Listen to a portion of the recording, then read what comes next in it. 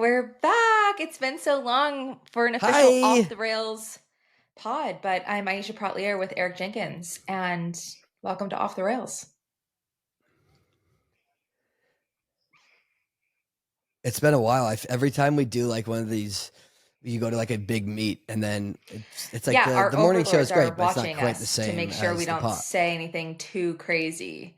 So yeah, I think we do a good job at like balancing, like we're more on the rails when we're on the morning show, but we don't get like full, we've got like more orthodox sponsors to keep happy, and the guys are there just like kind of breathing down on Nick's.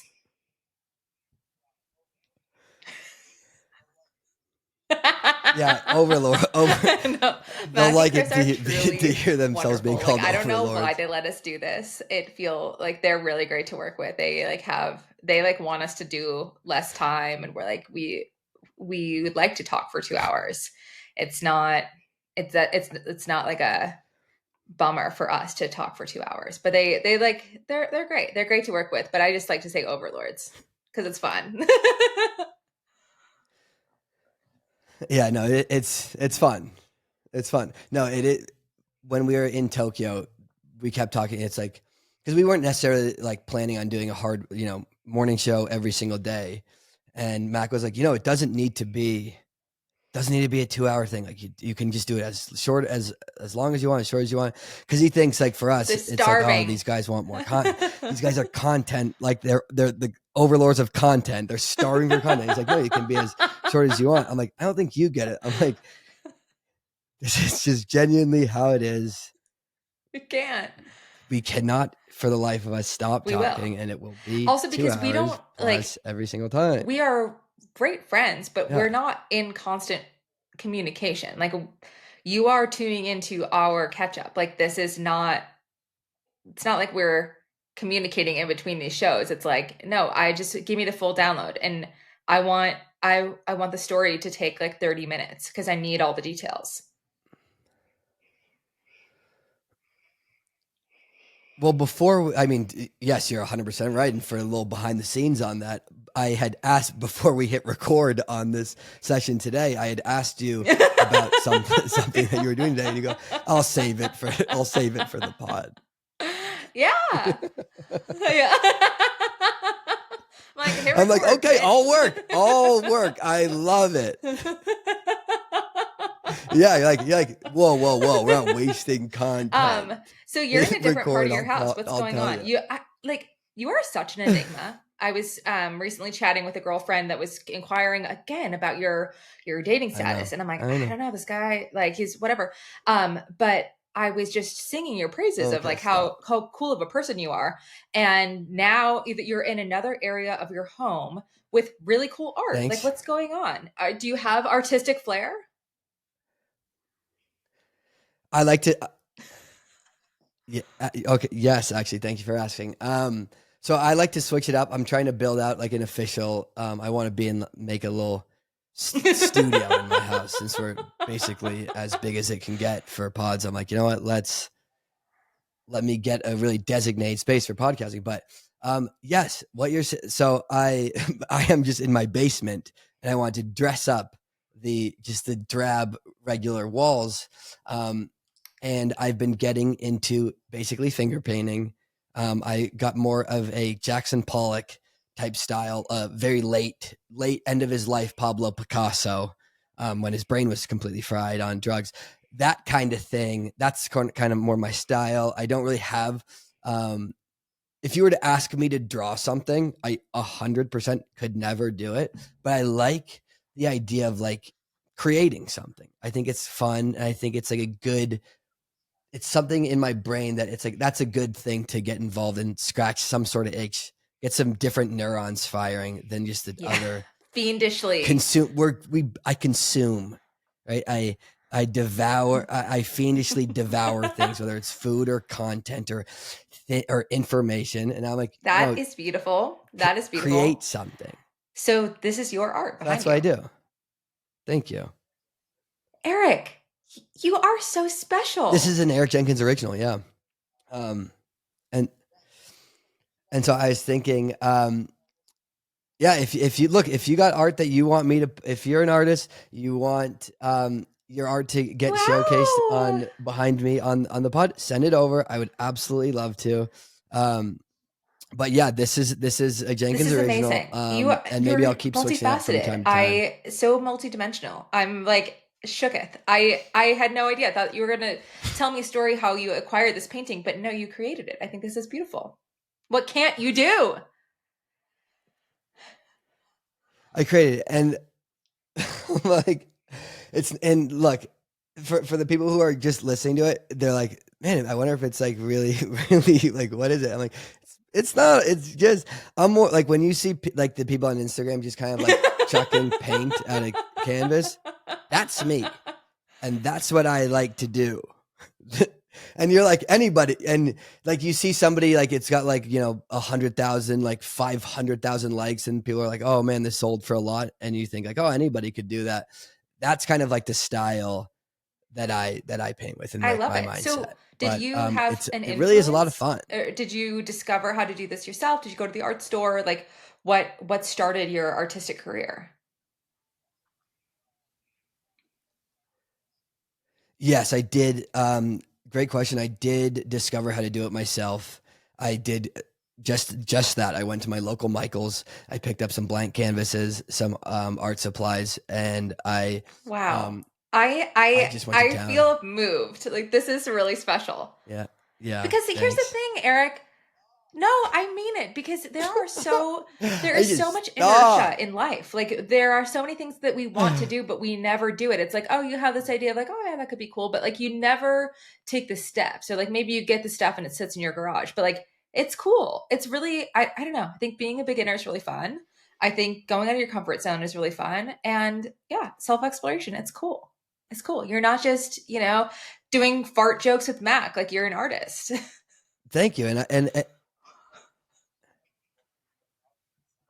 No, like I do have there are a lot besides the fart jokes with Mac. I do other stuff, but I think you do the exact same thing. Like you see things that you're interested in it, and you just go for it. Whether it's skiing, whether it's singing, and so it's like, and especially I always thought about this when I was training is that when you're an athlete, especially like a runner, you have so much free time in your day to day life, and there's so many things that I'm like I wish I did this or I wish I did that. And you're like, I really want it. When I was running, I'm like, I should pick up an instrument.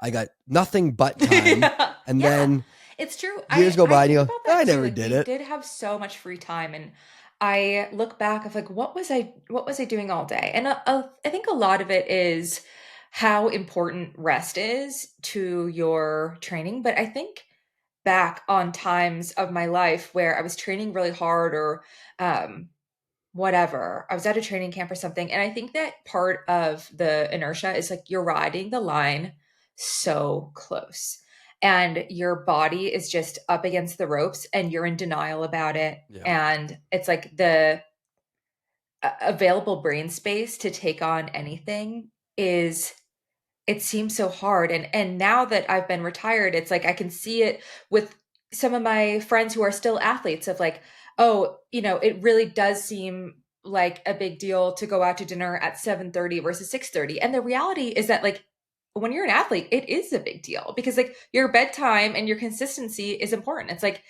I got in bed at 9:30 every night. I can't go to bed at 7:30 because then I'm not going to eat dinner until 8. Then I'm not going to leave until 9:15. Then I need an hour to decompress and I'm going to go to bed an hour late and that's going to compromise me. But there is just so much that like I didn't do when I was an athlete. Like the thing that I did that I loved was I read a ton. Uh I don't read as much now because I don't have as much downtime, but like yeah, I love pottery. I love, small creative outlets and I never did any of that stuff. I really like archery as well. This actually I'm surprising we're talking about this, but I bought my bow at the bow rack in Springfield, Oregon. And I would after I yeah, I had a boyfriend in college that taught me how to shoot a bow and arrow, and I bought myself a bow, and I would like go shoot my bow and arrow at this archery store. like an hour a day after I had like an Achilles surgery. And it was like the most peaceful time of the day. Like, technology, you're just like out there, Katniss Everdeen shooting your bow, hanging out. But it is like, I don't know, it's fun. It's like, I think a lot of athletes fear Yeah. retirement and like, what will I do with my time? It's like, well, baby girl, the world is your oyster. You can do anything you want. You can go to dinner at 7:30. Wow.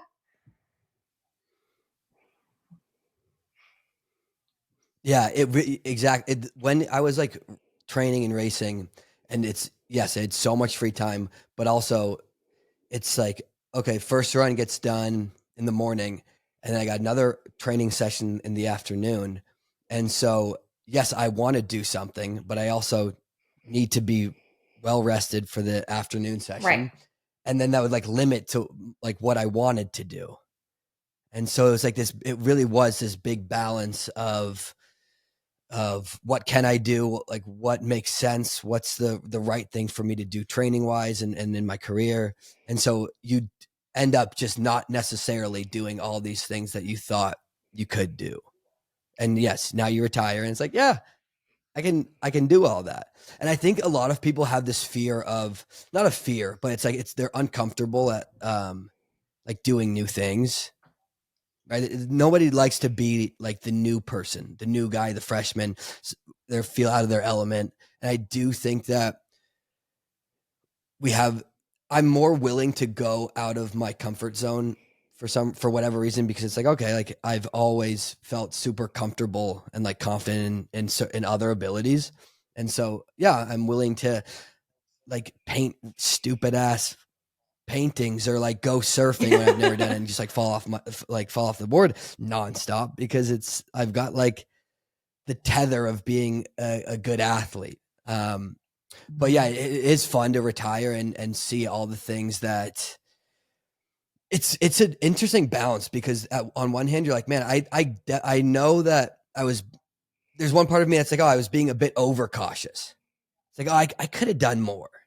And it's like, yeah, I could have, it wouldn't have affected my training as much if I had stepped out of it and pushed it a bit more. But at the same time, you're like, you can't really see it like that when you're training, because you're just so laser focused that there's a part of you that thinks like anything is going to I take your do. mind off it, or leave you Maybe a bit this is, tired. maybe give me another 5 years, but I don't really have regrets. Like, I don't think I was ever the most talented person in any training environment that I was ever in, and I had to rely on I think my superpower is discipline, and I didn't really care if it was like cool or fun. Like, I just did my job and I was hyper professional, and I think that's why I got everything out of myself. It's like I don't really, I think like, oh yeah, I could have done more, but an athlete's career is, it's so fickle. Like, you don't really know how long you have to have the opportunity to be great. So I'm kind of the opposite. I'm like, oh, like yeah, I'm glad I didn't do shit, because now I don't have any regrets, or oh, I should have, or if I would have just buckled down a little bit more, I could have really been something. Like, I now it's like I'm completely untethered. Like, I'm completely open and curious about all of these new things, because I've like been there, done that. Of yeah, I like I don't I don't feel like I have unfinished business in any way. And I think for me, that's just the way my brain works, is like, if I can honestly introspect and say I gave it everything, then I can be happy with like whatever the outcome is. And that's like kind of true in all life scenarios. So now I just feel so open to do anything I want to do. And I think you're really onto something of like, yeah, you have something to fall back on of like, oh yeah, I suck ass at skiing, but I am at one point in my life was like one of the fastest people on the planet. So whatever. Like, I can suck at something. So I think that there's probably something there. Yeah. But it is, I don't know, it's so fun. I think people take themselves too seriously, or it has to be aesthetic in some way, or like you've already judged yourself before you've started the new thing, but it is really fun.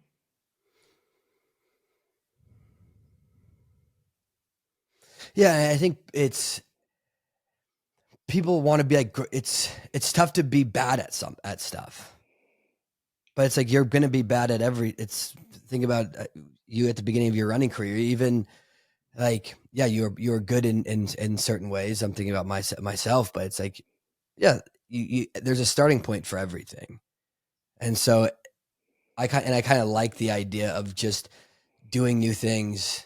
It's you hear all these things about I've never heard time that passes before. faster when you don't do anything new, right? It's like, and especially it's like the years fly by when you just get in a routine and you just do the same thing day after day, and then so it's like doing new things slows that down. So for me, I'm like I gotta do new things before it's too late.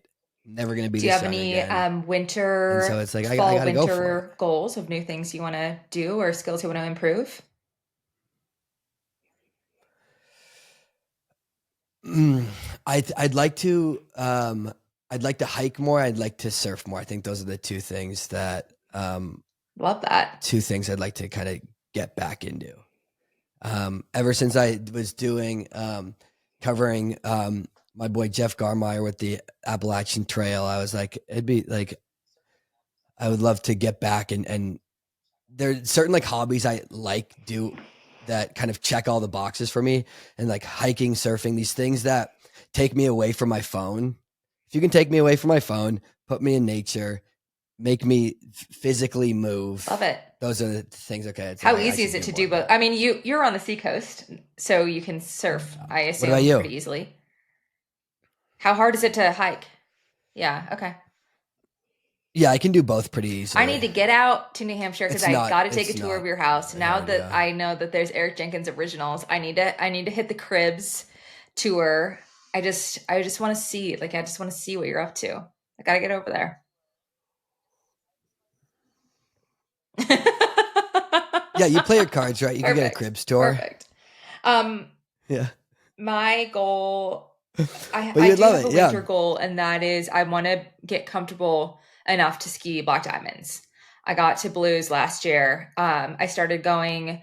Um, I've Wow. started to lift weights more and get back into like more regular Pilates because I got to strengthen my legs for ski There you season. go.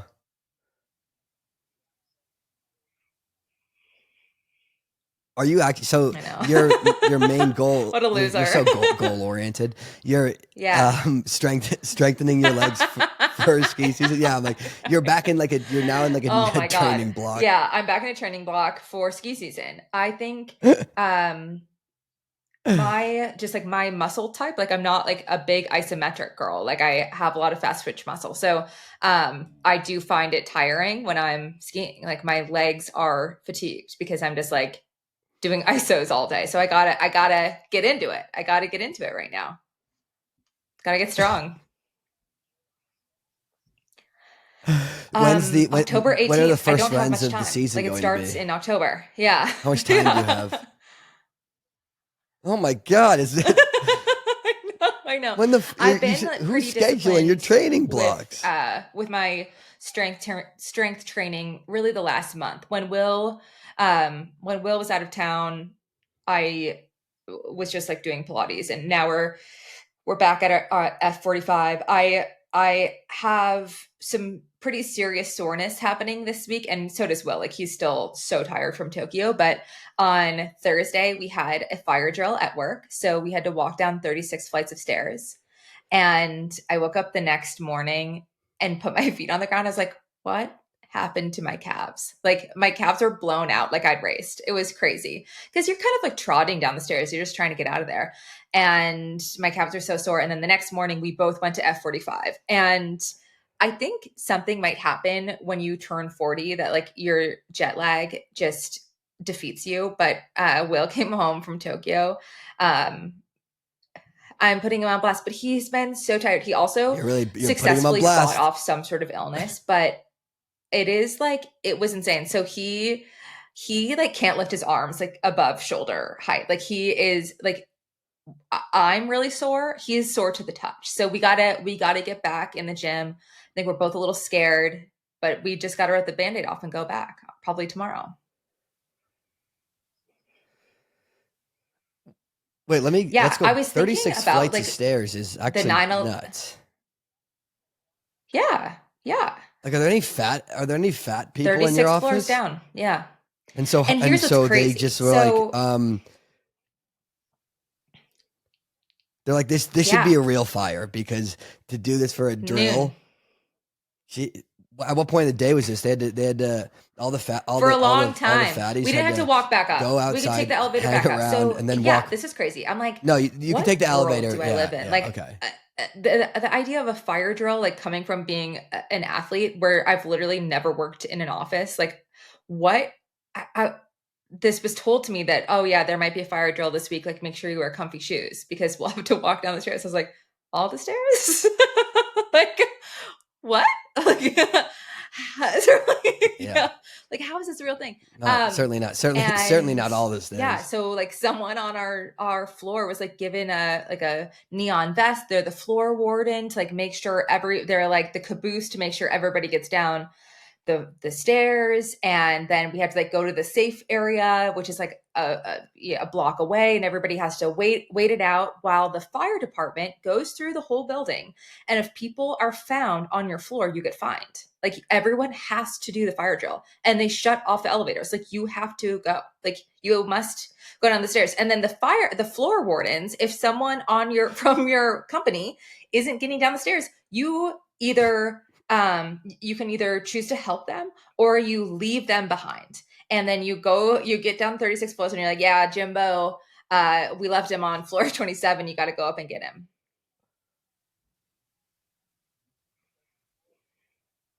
And the floor warden is just like a random guy. So the floor warden, I mean, a lot of things.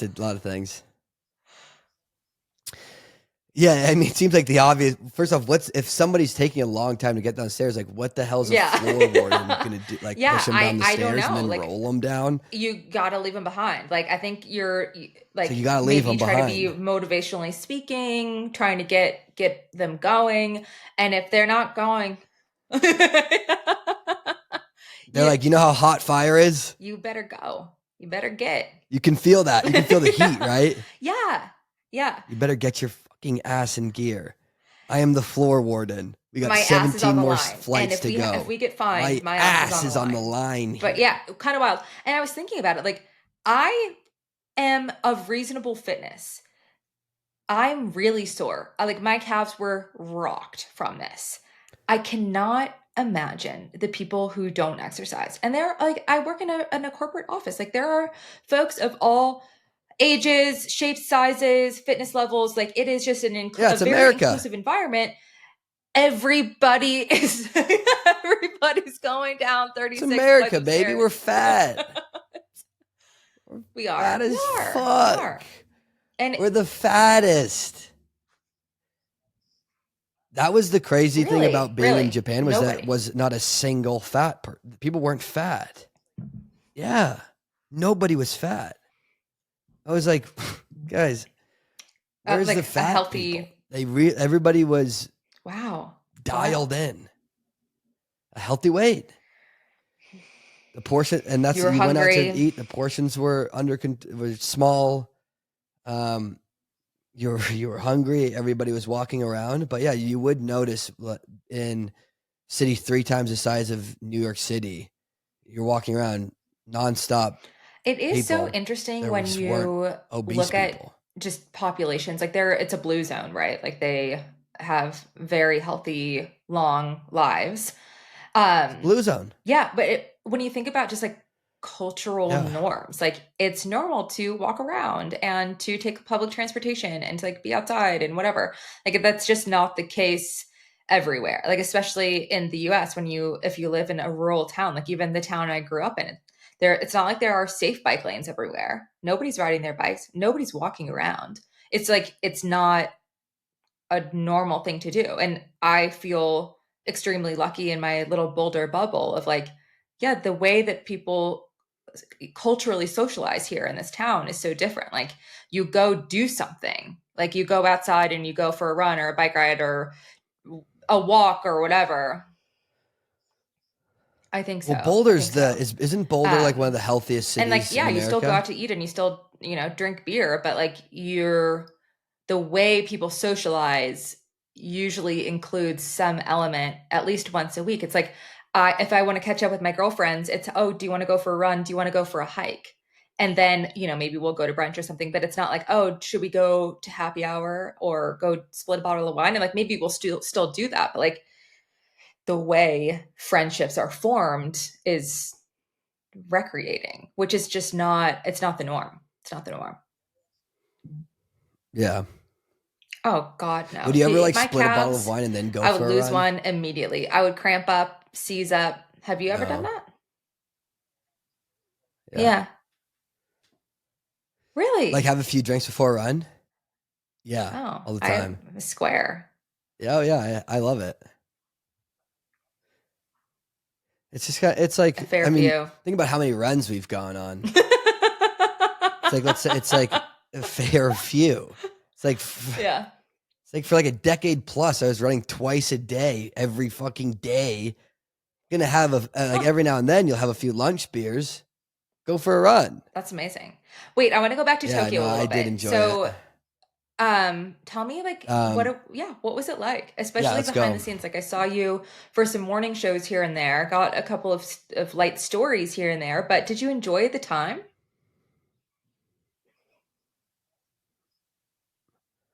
I did. It's like all of these, you know how it is. Like you go to these amazing places and I mean, I would have just the schedule was so hectic Give our listeners a day in with the how life. much we're doing there that you really, What yeah, time? day in the life. Wake up, 7:30. Wake up 7:30. Not by plan. It's just the time I'm waking up. No Then you alarm, were nothing like that. recording. Wake up 7:30. Actually, I was gonna say breakfast, but no, I was recording my recap from the track the day before. So record the recap. That was You're honestly so good at incredibly it. You make it tough. look really easy. Um, Dude, so I would record that recap, then go down to breakfast, and it's like everyone's link up with the team at breakfast. Everyone's so tired. Get breakfast, hang for like half an hour, do the morning show with you. Now we're at about noon, right? Um, Noon rolls around. We've got about 4 hours before we start like getting ready to go to the track. I would do either around then. I do some sort of. I try and get a little workout in, whether it was going for a little jog, little calisthenics in the hotel room. I do that. Then we'd go for lunch, and then we'd do lunch right into that would be around 2, and then we would go to the track usually around 6. Um, and so it would really be, and then once you get to the track, it's track, and then the post race right after the meet, we rush back to the hotel for the post race show until about 1 in the morning, Would you get 2 in the dinner? morning, and then so you'd sleep from like 2 to 7, 7 or 8. We would do dinner. We weren't doing like official like nice sit down dinners. We were doing like grab some food. It's like the prepared food from these Japanese supermarkets or 7-Eleven is restaurant quality food, but it was like that, just like and that was actually like that was that was my me time.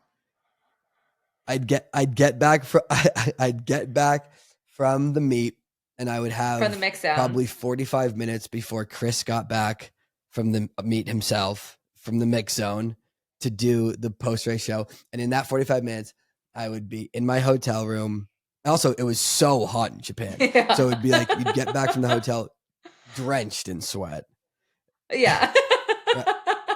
So it's like coming back from a Yeah. long run where you're just like stripping down at the door.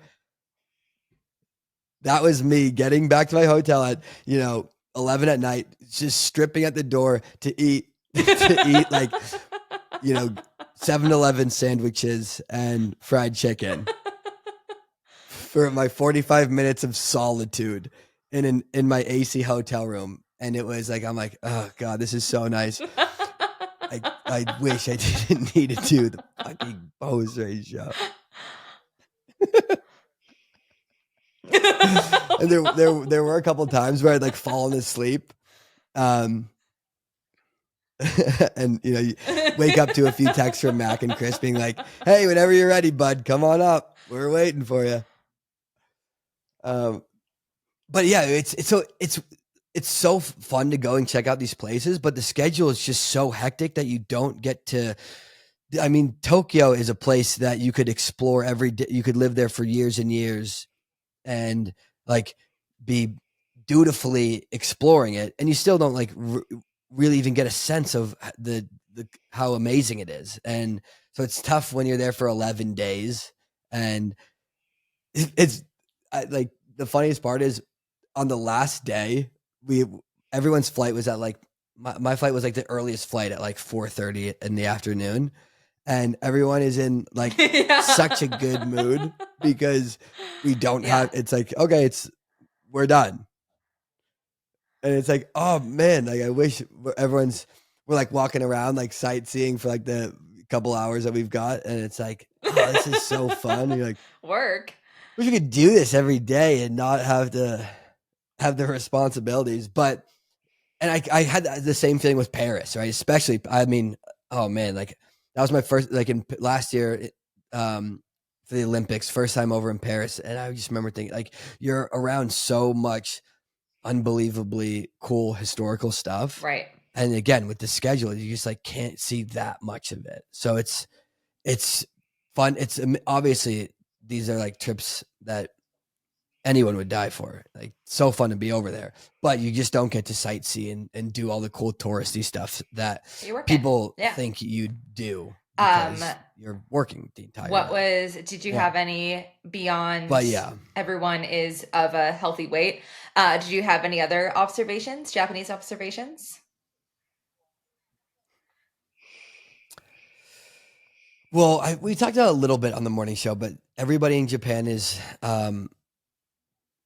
unbelievably like courteous, polite, quiet.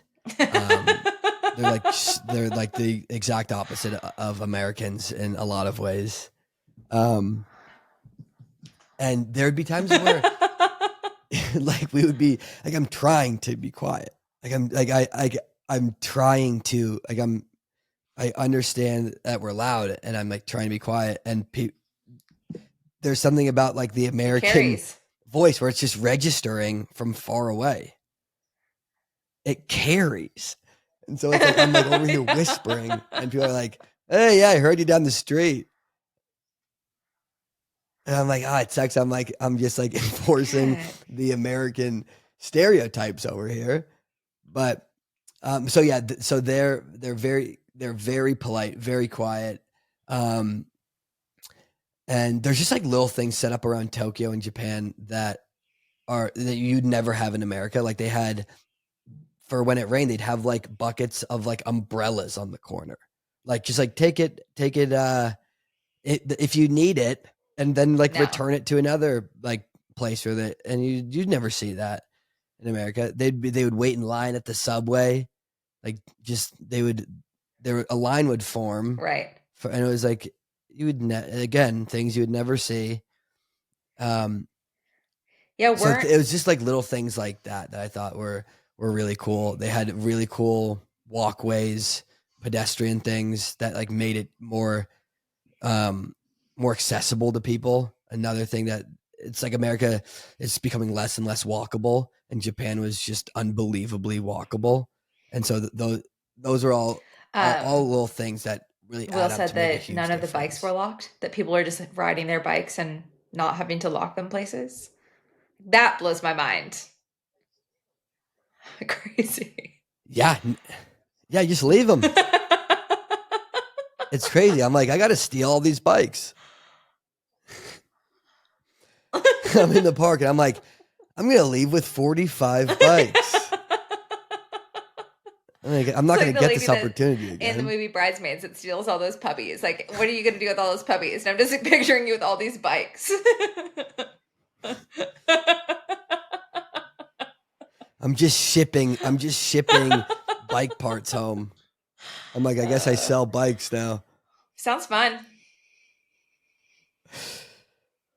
but yeah, it was Yeah, what was really your best fun. meal? Great food, obviously. Oh, something. Um, oof. I Egg keep hearing salads, about these egg the salad 15 egg salad sandwiches. sandwiches I had from 7-Eleven were absolute. They were delightful. They were an absolute blast. And it was like, what there was, it's like, oh, okay. I'd be like texting Mac. I'm like, hey, we should go to like the grocery store now because if we like leave it, like all the sandwiches are gonna be gone, man. Like I went to 7-Eleven like late night when I got back from the meet. There's no more egg salad sandwiches because everyone had the same mindset we did. Box We gotta out on the get egg on salad it sandwiches. early or we're gonna be fucked. Exactly. So yeah, the food was actually one of the best meals we had was we went to it was actually it was a burger place. But I was with Will. It was me, Will, Matt, Chris. We went to I think it was called like it was Wagyu Mafia, I think it was called. You like rented out the restaurant for the little hour slot you had. And it's like a real show. They really do it. Everything's so like personalized, like all these restaurants, like the max capacity in some of these places, they're a little hole in the walls. They're one guy, one woman working, and there'd be like 7, 8 seats in there. And that was for a lot of the places. It was just like there's just Very such a like different intimate mindset experience. than I think I'm used to, or that we're used to in America. Super intimate. There would be like things that said on the subway. It's like don't rush, like don't run. Yeah, I'm And you're sorry, like, what? okay. You're like, Yeah. I'm like, we're just like used to rushing. It's like you'd get But I stuck. want to I'm get like, there as fast I'm as not I even in a humanly rush. I got can. literally nowhere to go. But for some reason, I would like to get there as fast as I can. And I'm behind someone who's not in the Yeah. same mindset. Yeah. And now Same. for some reason, I'm like anxious. And you're like, Yeah. yeah. And you're Same. like, something's Same. wrong. I'm And it's like like, something's passing wrong with people me. on mountain passes to like Yeah. go to nowhere. I need to get there. Like I have a compulsion. Like I have to get there as fast as I can. Don't do that. Like, oh Yeah. It's like, God. there's no, and in Japan, it's like, look, don't do that. Don't rush. Even on like escalators, if you were standing, people wouldn't walk up. Some people did, right? But for the most part, people didn't walk up or down that escalators. Like you stand to the side that does not compute and with me. That does don't not compute at all. walk up them. Did you find yourself slowing down I or know. did you like get It's like a bizarre on thing. Japanese pace at all or was it like something you were fighting against the whole time? I think I did, but Yeah. Yeah. And it hot. could have been just because Okay, I was here so fucking tired by the I end of the trip I that I'm like, really I don't can't. think people This is the speed were I'm talking going. about how hot it was enough. I it was so I mean, I wasn't there, but any conversation I've had with anyone who's been in Tokyo, it's like, "Oh, how was it?" Really hot. And that's not something people say. Like everybody knows that all of these trips are wonderful and a gift and so fun to be on, but unanimously to hear like, "Oh my gosh, it was so hot." And to look at Will had said something to me, my husband, if you're not with us, he had said he works he's on the board of USATF, so he's involved in a lot of planning meetings. And I guess there was a contingency plan for Orlando for the Olympic trials marathon, that if the wet bulb got to 67 or 68 degrees, they would change the time of the race or potentially change the date or whatever they had to do. There were contingency plans that started at wet bulb 68. And the wet bulb in Tokyo was like 84 to 87. Like it's so, that's dangerously hot. And it just wasn't part of a lot of conversations. It was, you heard a lot about like how long the call room bus situation took. You heard like, oh yeah, it's muggy, but like you didn't hear that it was impossibly swelteringly hot. And it was. Yeah, it was. I mean, I was there for the Orlando marathon stuff. That was hot, but there's a big difference between like 90 and it's when it's not too humid. It was just it was thick in Tokyo. Like the humidity really, you could really feel it. It was heavy, and yeah, it really, it was pretty overwhelming. And these are all athletes who are used to running in the heat, and especially like because Right. all the The biggest World races are in the Marathon heat. Majors. All the world championships, all like your the majors, your country championships. It's all in summer. It's all in the heat. It's all in the middle of the day. It's all for that prime Yeah, TV yeah. window, which is It's usually just like the Hunger noon, Games. sun beating down on you on a hot summer day. Yeah, it's like, oh, let's pick the worst conditions and time of the day for these athletes to race, and make them do long distance races in that. And even after that, it was just very, very humid. And yeah, I think it definitely reflected in a lot of the races. A lot of the races were slow. A lot of the races were slower compared to what we're used to seeing at this level, especially at the world championship level, where this competition and the times have just gone faster and faster and faster. So there were Women's some, eight. I'm thinking about like the women's 15 that was still insanely fast. Women's 8. But again, like the sprinter, I don't, and so the sprints love the heat, I but do they love I the, don't do they, know. they probably love I the don't dry know. heat, I would assume. Cause I'm like, they're swimming over, like it was like You the would think heat, that it like was so humid over there. You're the swimming. Um, viscosity of the air would affect how fast you can move through it. Like that would make sense to me. Yeah. 100%. Like I would imagine Right. Yeah. it seems like almost common sense that it's like if it's Yeah. super humid and there's a lot of water in the air, Yeah. that Yeah. Just a little it's less. like, yeah, we'd love that water not in the air. But yeah, but so the sprints love the heat, but it's still like it really was hot. As soon as you left where you were, you step outside, you're sweating. It's hot. It's really, really hot. Um, but yeah, that was definitely a fact. And the last few days of competition, it did drop significantly. Like, and I think you saw a little bit faster times in that men's 5K, things like that. Because if No it way. was as No hot way. as the previous So now days, we're a week you wouldn't have seen it to out, be that fast. or a Yeah, week after World Championships. Are there any races that have stuck in your mind? Like, I think there is always a recency bias of like, oh, the last race we saw is the best race, which obviously the men's 5K was pretty spectacular in that way. But of course, yeah. can you give me like a rank, like a top three races?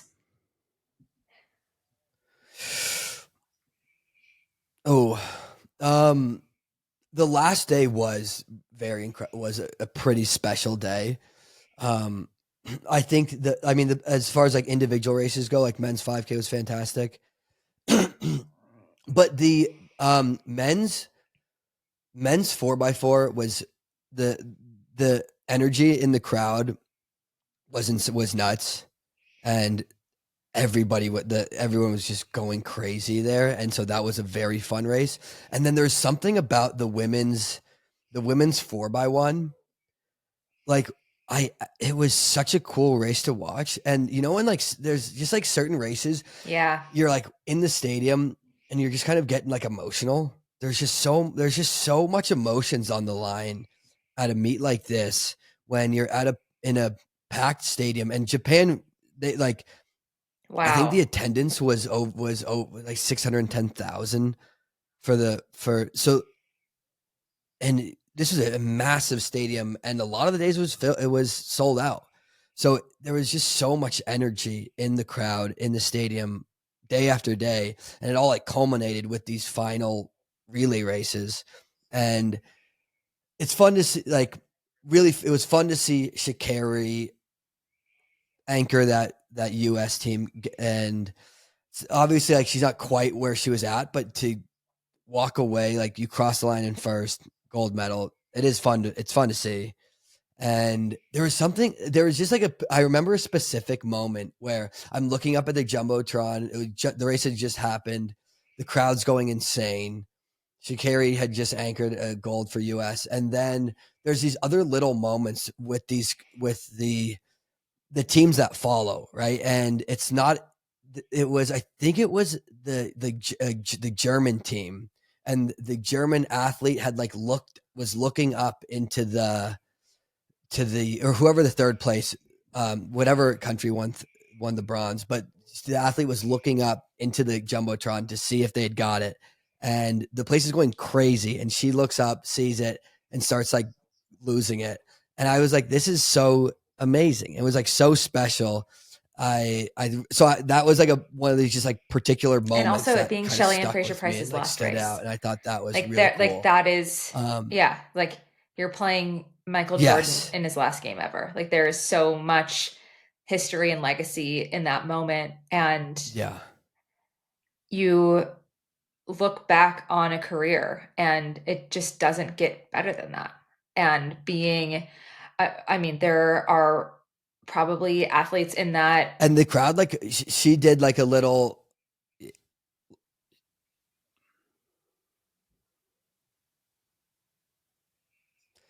she did like a walkthrough, not a walkthrough, but after the race, she had, it was like the crowd understood what was going on. And she went back to the home stretch and was waving to the crowd. And you're like, man, this is she deserves more. Like it's tough because like as athletes in these other sports, they get such a big send off. Right. And for somebody like Shelly is an athlete that deserves that big send off. And you know, like she's someone that you're going to see more of, like you're going to see her around, but whether it's in media, she's such a like charismatic personality, great speaker, bubbly personality. Everyone loves her for a reason. And so you're going to see more of her, but there's just something about her that you're like, man, she deserves the biggest send off in the world. I actually was like in the airport with her on my return day. And, there's a big line to get a picture with her. And I was like, you should have, she's great. I do it. So that was another really fun one, but there were so many races. What kind of stands out for you? Kind of two races stand out for me. One was the men's steeple. I think if people expected it to go, so many people expected it to go one way, and the one way was El Bakkali winning. He'll sit, he'll kick. Nobody's going to out El Bakkali. But watching the rounds progress and watching George Beamish get up from a huge fall and the way he looked finishing that race and then to go win the world championships was spectacular, especially with the knowledge that he hadn't been running. I bumped into him at the coffee shop a week before he left for Tokyo, casual. Like I'm not out at Niwot High School track. Like I don't know who's training, who's whatever. I'm like, oh hey, how's it going? How's training? Are you healthy? Yeah, guy's healthy. He won the world championships 2 weeks later. Like, but it was really interesting. His mindset. Am I healthy? I've been, actually training really great. Surprisingly, training really well. I've been running for 2 months today. Like, oh, wow. Okay. Well, enjoy. Like you've got I'm sure there's like not a lot of pressure on your back. Like just, like I'm sure you're going to run great and go have fun. It's like, yeah. Go out there and have fun, buddy. Not encumbered by expectation. Like have fun. Guy just goes and wins a world championship and like the most amazing textbook George kick ever.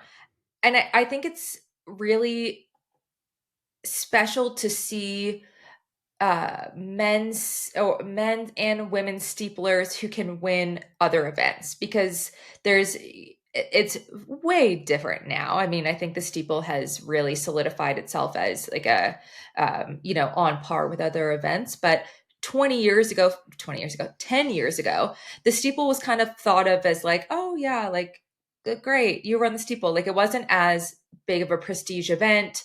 Steeplers often didn't dabble in other distances, weren't necessarily world class in other distances. But I think to win he's won a world championship in the indoor 1500, and then to win a second world title after a ton of adversity and, taking down one of the giants in the steeple, Soufiane El Bakkali from Morocco. Like it's kind of incredible. And I didn't think about it as much at the time. It's just like, oh yeah, wow, that was so crazy.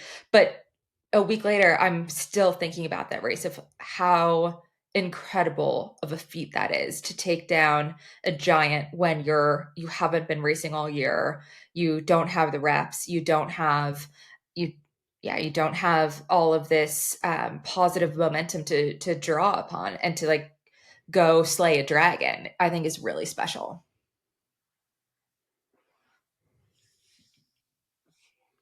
It is really cool.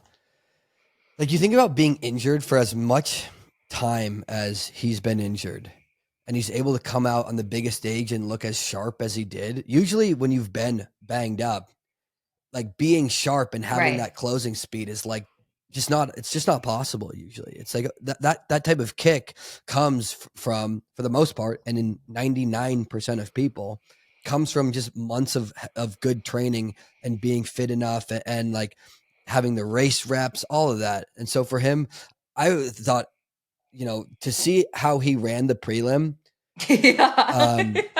to get like spiked in the head with 350 to go. He's on the ground. I like I'm watching the finish, and he's like Yeah. jogging it in, almost winning, and I'm like, Getting his head wasn't he on the squished. ground like 200 meters ago? It's amazing to be able to, yeah, he's getting absolutely squished. 350 to go, and so to get up and almost win that, yeah, that was an incredibly fun race. El Yeah. Bakkali is an athlete. Like now fire up a tab. When El Bakkali's won the last how many world championships and Olympics? It's been this. The guy was unbeatable up until George Beamish towed the line a couple weeks ago. It was, it really, I mean, kind of was a David and Goliath as far as the 3,000-meter steeplechase goes. Um, That was a so he won fantastic race. Eugene 2022, Budapest 2023.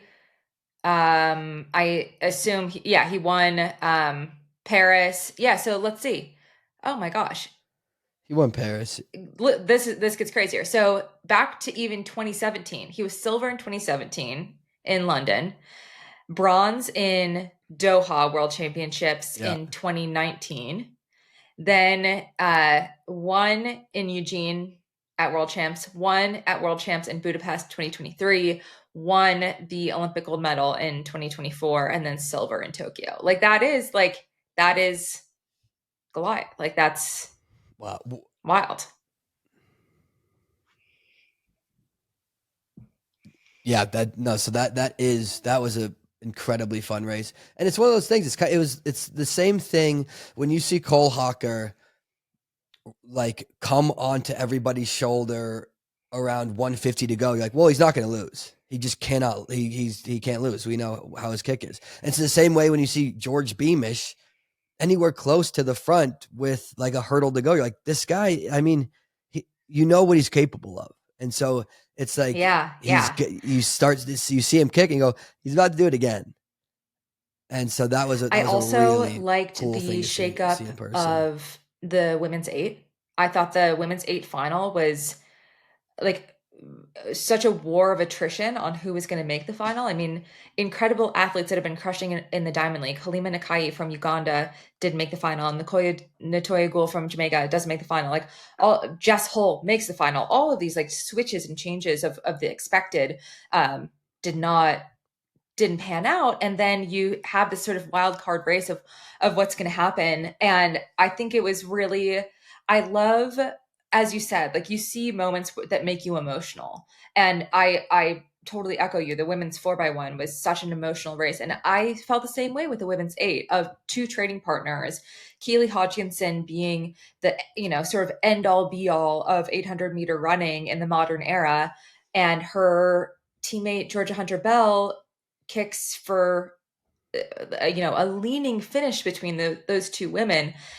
Georgia beating Keely, and they're both watching the video board to see what happens. And it's in those moments of defeat, I think, in Keely's case and in Georgia's case of being like a great, like gracious in victory, like seeing both of their reactions at the same time of like true admiration and excitement for each other, of like Keely, again, being an athlete that was injured all year, getting on the podium, huge. Like it's like the people that are intimately in your life day to day and see what you're like, how you're thriving, how you're struggling, how you're getting through these moments, like to see that connection of those two athletes, like that's, you can't make this up, right? Like you can't fake that, of like whose name comes up first on the video board. Like you could see the genuine connection between those two athletes.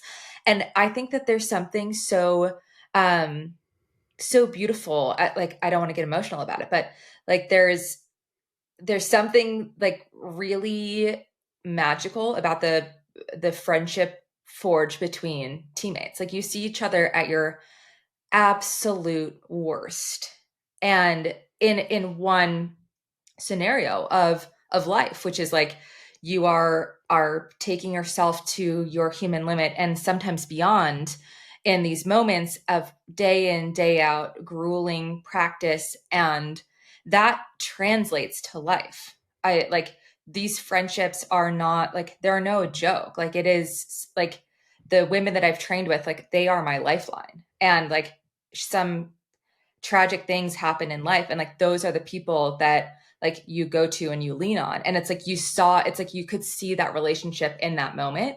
And that to me is like the magic of sport, and that's what I think transcends space, time, country, religion, politics, whatever. It's like these moments where you're like, this is the real good stuff Yeah. of, gracious in victory and defeat. I thought that was really special.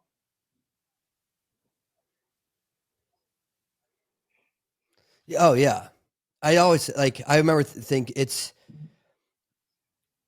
you're like standing on a start line. It's, you'd look down a start line and it's all colors, ethnicities, countries, religion. It's, and I don't share the same language. I don't know anything Mm-hmm. about your life, but it's like, I know your dreams. I know, and you know mine. I know how much you want this. I know what it takes to get to where we both are at right now. So it's like, I will share nothing in common you but this. And at the same time, like, you know me better than so many people. And I know you.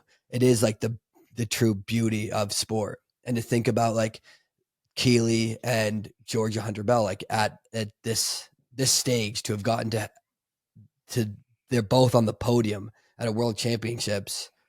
And I believe it was like, it's like a championship record fast. It's that good.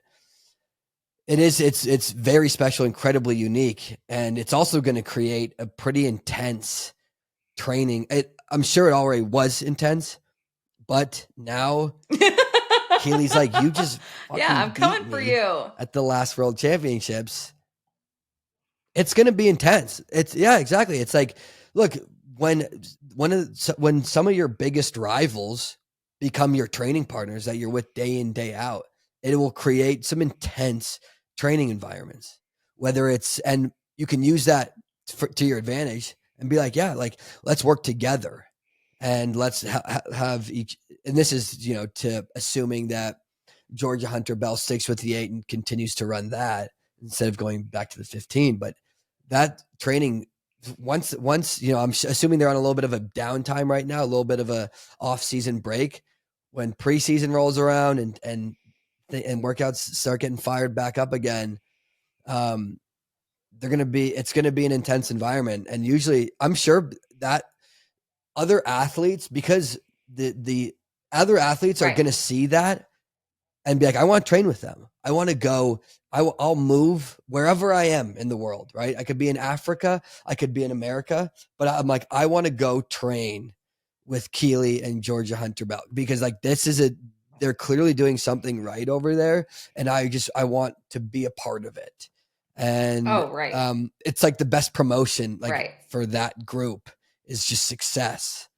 And just like any group, it's like you want athletes to join, be successful. And so there are people that are going to see that. And I'm sure that Keely's and George's coach is getting some emails like, hey, I'd love an opportunity to work with you. Let me know if that's possible. But yeah, that women's 8 was an insane one. And that started the whole last day of Tokyo was I almost wish I'm like, there needs to be some foreplay for these races because this was I agree. This was the first race. I agree. And I was like, fuck. I mean, we're just jumping in. They're jumping into a banger. I'm like, I need a little bit of like, kiss me first. Okay? Because this is crazy. Because it went from that to the men's 5K and then to the 4x4s. And you're like, well, when can I go pee? When can I have a little bit of a relaxation period? I know. When can I piss? You know me. Also, like not. I feel that way about the end. It was a wild day. Thankfully, the CITIUS show exists. Also, now I'm like looking back at the results of the women's 8, and I forgot that Mary and Sarah Mora were our sisters and were in the race too. Like I bet Mary Mora coming in 7th is pissed that her little sister gets 4th. Like there's probably some sort of dynamic there. That's it. I didn't know this until the very beginning not a huge of story. This race. Yeah. And I was like, wait, how is this? Yeah. How is this not talked about? It is incredible. Yeah, it's incredible. The genetics in that, like, think about like their parents watching that race. It's like Mama Kelsey. So proud. Like, Jesus. Yeah. Look what we did. I was shocked that was the first time at the end of the meet. I'm like I feel like I need a cigarette. Like I don't understand how the broadcast ends and there's like a 30-second highlight reel of like no. I really need a post show, and you guys fulfill that, but it's like it takes a while.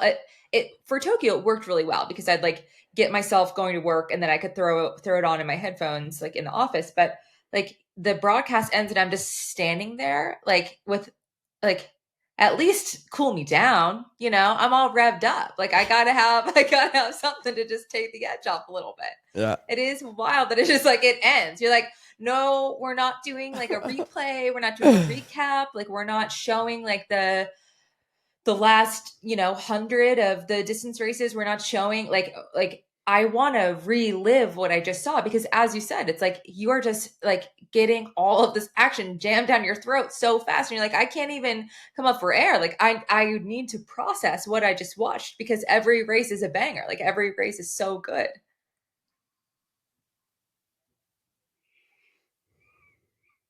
And on the last day, there was, I think right after, it might have started a bit towards the end of the men's 5K, but it was drizzling and then it started downpouring. For the 4x4. Downpouring. And it was also just the men's 4x4. And they held everybody there for a long time. It's the only, like, my only complaint was, and I'm sure there's reasonings, right? I'm like, if I know if the Japan and the Tokyo, I know they do everything for a reason, but they were just holding the athletes for a long time on the line, and they held the 4x4 guys for the entire length of the monsoon. But it created like such a cool viewing experience for the fans because we were nice and warm, and we were covered, but it was just down. It was just raining on the athletes. It created just like it was a really cool. It was a really romantic scene, like just seeing on this type of meet, right? The biggest meet every year, and they're just running in the rain. We're chilling. The 4x4 always, it's like also the I'm not sure if it could have been the 4x1 where Japan had a team in there, but they would just be losing their minds. And yeah, every single race. Yeah. I'm like, let's break it up with like a community 100-meter dash. Let's break it up with a kids race. Yeah. I'm like, we need something to reset. It's like when you're at like a wine tasting and Just they a give little you like something. a little bit of a Just a little palate something. cleanse. Yeah. Like just something to swish around in the mouth, something. And it's like, okay, let's reset. Let me get my palate cleansed, and then we can get back to the One thing I was obsessed with, but like, let me reset watching the last day where it was super rainy, was the sponge squeegee situations. Like only the Japanese could figure this out. It was like I'm picturing like, oh yeah, you know what you use to fertilize your lawn, like the like you catch the fertilizer and it like spits it out in like a nice area. This was like a reverse of that. Like it was like a giant sponge wheel that then spit out all the water like into like a big bucket catching mechanism. It was the coolest thing ever. It was so unbelievably effective. They were just like sponging and squeegeeing up the water. It was magic. Like whoever invented this is like my new favorite inventor, because like screw Ben Franklin, whoever invented the roller squeegee in Japan. Amazing. I've never seen anything like it before. I like paused and rewound the broadcast to like get a glimpse of that thing.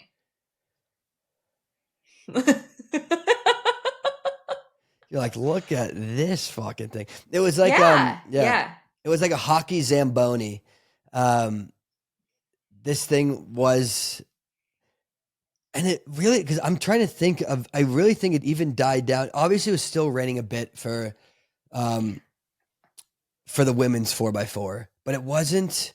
I mean, it was comically. I think I remember seeing Vernon Norwood on like on the start line, like laughing, being like, "This is ridiculous." It was absolutely coming down, and they got to be warm. They got to be warm. I mean, you know, the sprinters, they got to be warm, and they're like 15 minutes of rain. That's not what we're looking for. Hard rain isn't necessarily the greatest. But the thing is, again, this is championship racing. Yeah, it's who like cares? the times, it was a compelling race. I don't even remember what the times were. I know I'm sure. Who cares? I'm sure it was fast, but it could have not been fast, and like no one would have gave a shit. It's just like it's the race, and that was something I learned. A particularly was very fun one. How respectful the Japanese audience was, that nobody would be caught dead leaving before the meet ended. So some of the nights with the pole vault with Mondo's world record comp, with I think maybe the discus was delayed at some point and went really late, that everybody sat in their seat for the entirety of the competition. So it was like, even though it would have been monsooning, nobody would have left. You're in it. You would never pack it in and be like, oh yeah, this kind of sucks. Like the crowd was in it.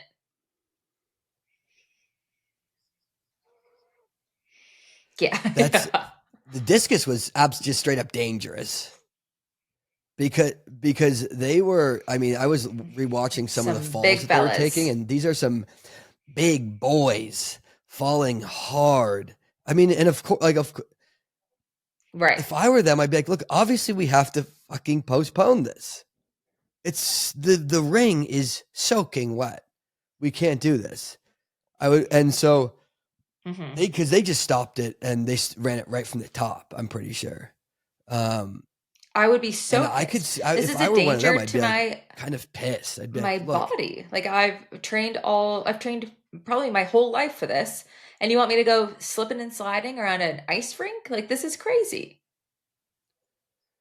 Yeah. And you know you're gonna slip, and you know you're gonna.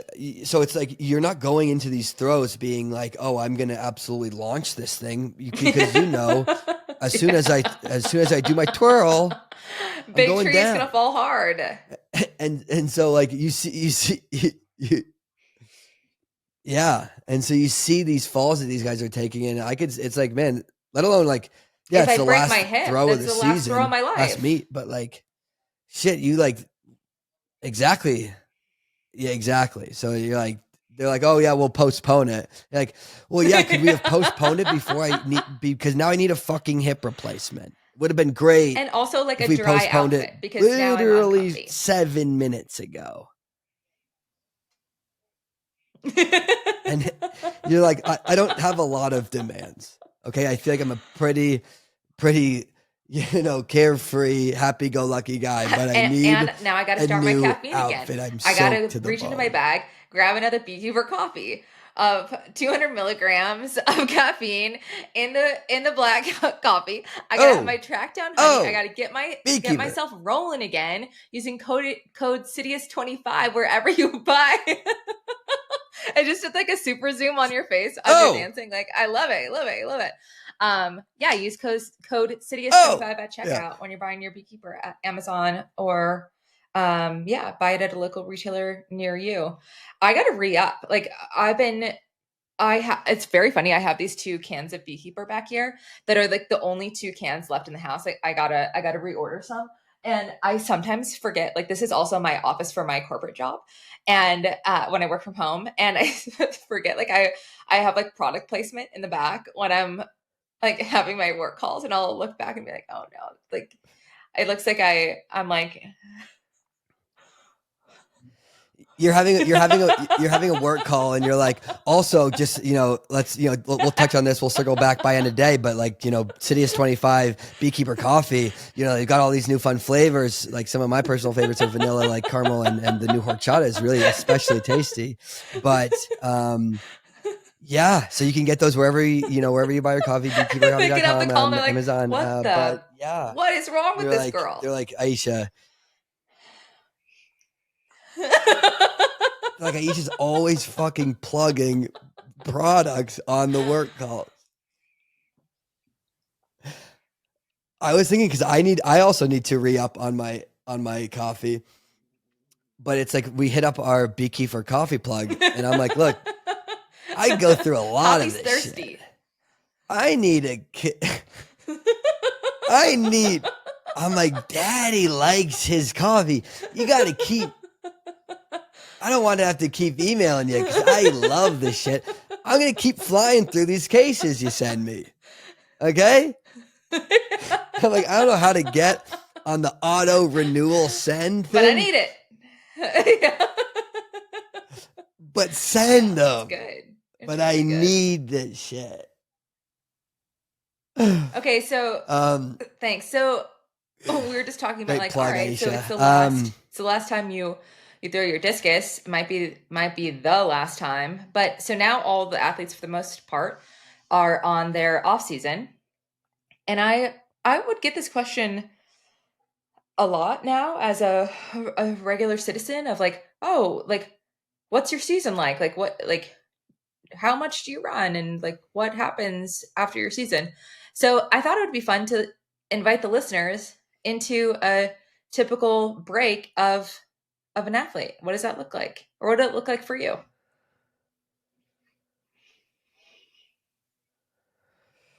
Ooh, it kind of changed a bit throughout. It used to be I would take like a pretty hard, and I guess it also depends on how my body's feeling at the end of the season. Sometimes like I've been nursing an injury at the come the end of the season, and it's just like, okay, look, I'm going to take the time, heal up 100% before I get back to training. But let's say that everything went well, and now I'm just just need a little bit of a break. Sometimes I would take, in my earlier days, I'd take just like a hard 2 weeks off running, maybe 2.5, 3 weeks off running before I get back into it, easy jogging. But I think but towards the end of my career, I didn't feel great by the end of just 2 weeks off nothing. And I would take that break pretty seriously. When I say like 2 weeks off running, I'm like, I'm really not doing anything. I'm like Kobe beef. I'm like, these legs weren't touching the ground. They weren't moving. So by the end of, the way I like to do it would just be like 2.5 weeks of just easy jogging every other day. But so that was and then it's just, gearing back up, the slow ramp up into normal training. But it's, and then it was also the balance of, cause it's like, okay, off season. Like this is now you do something. Look, in a few weeks, you're going to be back to your hyper focused, annoying ass self in training mode. So whatever you want, like, what are the things? And I would always have it was like when you'd go on a trip and you would have this version. You're like, this is the things I'm going to do when I go home. This is the person I'm going to be. And then, then you get home, obviously, and you don't do any of that shit. And you just fall back into the person you always were. That was like whenever I'd be like coming up on the last few weeks or months of racing and training, I'd be like, oh, I got such fun things planned for off season. No. And then it's like the same thing. You can if you want. But it's not about that. Yeah. It's about thinking you're going to do it. Yeah. Exactly. It's about thinking and knowing you could if you wanted to. But yeah, mine were similar. That's kind of how I totally echo. When I was young, I would just straight up not run a step for 2-3 weeks and then get so horribly out of shape and drink significant amounts of red wine, come back, maybe go on a trip, like just be a trash person for a few weeks and then like come back. And then as I got older, and I think that the paradigm just has really changed of like how to care for your body. And I think, and this is not like, I wouldn't recommend this for a recreational runner, or even like a dedicated athlete. Like I do think that time off like makes a lot of sense unless it's your job and you run, I don't know, 80 to 100 miles a week for 10 years. It's like once you get to that point, like that is homeostasis for your body. Like I'm out of homeostasis, not running a ton now, but your body has run so much. And I think that the new sports science suggests that like tendons need load. So that was always like the intent for me. It's like I would jog, like maybe I wouldn't really go more than like 5 days off in a row. It would probably be like I'd take 3 days off in a row, and like that felt really great. And then every other day or every 2 days I would jog 3 miles or something. But it wasn't like for fitness. It was truly for tendon health, because I started to notice that as I got older, I would do nothing, Kobe beef it. Maybe I would go to like some yoga classes, just like move gently. I'd probably go dancing aggressively, like whatever I had to do. And then I would come back and 6 weeks later to have some sort of like soft tissue injury or some sort of like tendon problem. Yeah. Yeah. Those were the times it would crop up, right? It's like you just get back into it. Something kind of pops up. Right. It's because, and your IT band is pissed COVID off. beef mode, not doing anything. Yeah. And then you try and jump back into it. Yeah. Yeah. And you're so hungry after. It's like, so excited. By the end of break, I would be so excited to get back into training. So excited. You're like, you got all these goals ahead and you're like, let's get started on it. And then you jump back into training and your body is like, well, we were literally just on COVID beef mode. We thought we were getting ready for the slaughterhouse. The slaughterhouse was training, and then you end up with some really annoying injury that you have to deal with for 2 months. So, like it was not really running for training or exercise. It was just like running for tendon health, jogging for tendon health.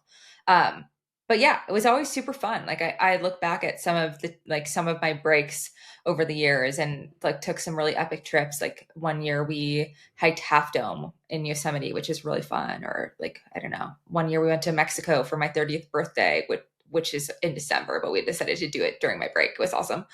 But yeah, it's just like, it's kind of the time that shows you what it's like to be a normal person. And yeah, the time was always really nice until you're like, all right, now I'm chomping at the bit to like go back to my monk mode. But yeah, now it's kind of fun. Like, right. That's how you know you've done a break well. Like when you're chomping at the bit, that's when you're like, good, this is exactly what you want. This is that's when you know you've done the break correctly. you're recharged. Because the break is, let's be honest, like the break, you can physically, you don't need 2 weeks off unless you're hurt. But it's like it's more of like a mental reset of like, okay, you're usually just super emotionally drained after a championship season, after a long season. Of course, you're tired physically too, but it's about the mental reset. Just getting away from the sport for a bit, recharging mentally, and then getting back into it. Like my thing, honestly, was like my biggest thing was I'm like, how do I not put on 20 pounds? How do I not shape? How do I not get into sumo wrestler, Kobe beef shape? Like, it's good for you. Don't do it. And then it's like, good for well, you. you did it's it good again. For you to gain weight but in you got the season. whole year. Yeah. No, it is for sure. Absolutely, it is. The weight I gained. Speak to a professional.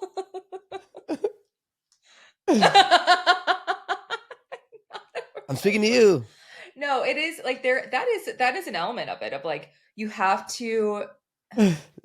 Yeah, yeah. No, it's fun. You are well adjusted and everything is fine, and it's like funny. It is funny to think about like little Eric, like going Kobe beef mode and getting the air hose pumped up. Yeah. Yeah. If I was not well, if it was something serious to me, I would bring it up. Yeah. Right now. I also would like think about the year as an athlete of like you start in October, whatever, training with like the fullest amount of you, like physically and emotionally. And by the end of the season, it's like you just chip away at like your life force, your like, because what we did is not healthy. Like being a professional distance runner, middle distance runner, it's not like the healthiest thing you can do in your life. Like it's pretty unhealthy, like what we did, of like taking yourself. Yeah, like taking yourself to the. A lot of people say it's very you just, unhealthy. Like, start at this like nice, like thicker, healthier version in every way, and then over the course of the whole year, you just get squeezed physically, mentally, emotionally, spiritually. So by the end, you are just like a breeze could throw you into like a mentee bee or, a stress fracture at an instant. And so like the reset is so important. It was like, you hoped that you got there with enough gas. And that was like one of my main downfalls as an athlete. It's like I barely ever finished a season with enough gas. Like I usually had some sort of injury, or I just was like so cooked because I lived this like monk life for so long. But I think it's now fun as a retired person to see.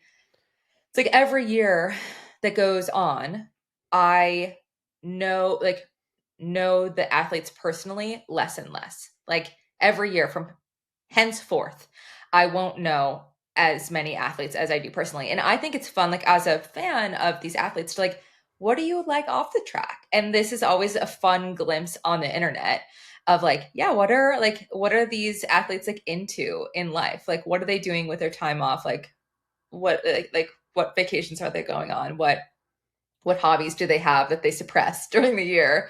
I think it's fun to see. Yeah. I think in a lot of cases, do you think we're seeing it? Yeah, I think we're seeing at least the highlight reel of like what people are up to, like what vacations they're on, what their outfits are. I love to see the vacation fits. I think we're also going to see like a push from brands and their sponsors to be like, we talked about it a bit a few episodes ago, kind of like the social media aspect of like, are their social media requirements maybe now? I could see sponsors being like, look, we want to see more of what you're actually like. Yeah, we know the athlete. We know how amazing you are on the track, all this stuff, but they're going to be like, what's your personal life? Like, what do you like doing? And I could see shoe companies being like, which is hilarious to think about, being like, start putting together some reels that show what you like. And they're like, God. And like when we started running, it was like, what are you talking about? I don't want to do this shit at all. Like the love of God, do not have a personality. Do not share anything about your life. Like, we don't want to hear it. Shut up and run fast. And if you don't, we'll cut you. We'll reduce you. They're like, I'm like, but I want to make a reel. They're like, you fat fuck, cut it out with the skits. I'm like, yes, sir. Yes, sir. They're like, dude, they're like, for the love of God, you've got to delete your Twitter and lose 15 pounds. Like, yes, sir. Your feed, yes, sir. Trolling you. Yeah, they're like, look, a lot of these, Alberto would be like, there were times when Alberto would be like, you should delete this tweet. And I'd be like, yeah, this is actually a really funny story. Alberto one time here's the exact tweet. I think I've told a story somewhere. I'm not sure where I told it, but I was sitting on a flight with, I was one seat above or one seat in front of John Malkovich, the famous actor. And I had said something, I can't remember verbatim how the tweet went, but I said something like, oh, I sat in front of John Malkovich on the airplane. I just stood next to him at the urinal once we got off. Absolute hell of a penis. And oh my God. I said, like, yeah, great guy, hell of a penis. And and I tweeted it, and then that is funny stuff. And it was, people liked it. People liked it. It was a good tweet. People liked it. And Pete, my coach, saw it, and he was like, hey, he was like, I think you should delete that. And I was like, Pete, I can't delete it. It's doing good numbers. I'm like, Pete, the people have spoken. They liked the tweet. It's a good tweet. And it's already got one retweet. I can't take it down. It's doing numbers. And by numbers, I mean like one retweet and 9 likes. And I'm like, I can't do it. It's basically viral now. It's so funny that you went with like the correct medical nomenclature instead of like something else, like a synonym. I hope I said penis. I could have said dick. I could have said cock. I hope I had the forethought to say penis, but I don't. So I don't know. But it was something like that. And then Alberto had, because I was like, look, Pete, I can't take it down. It's doing great. Also, I was like, what's wrong with that? And then anyway, Alberto called me, and he was like, it was actually such a funny conversation to get a call from Alberto and be like, hey, look, what if John Malkovich sees that, you're talking about his penis online, and he like calls Nike. It was like to get a call from Alberto being like talking about John Malkovich's penis. And I'm like, sir, yes, sir. Yeah, take it down, sir. Consider the tweet gone. Oh my God. But so yeah. So yeah, I hope that was me showing my personality. Not allowed. And they're like, knock it off. Yeah, but that's off season. Really fun. Should we take some voicemails? So that's off season.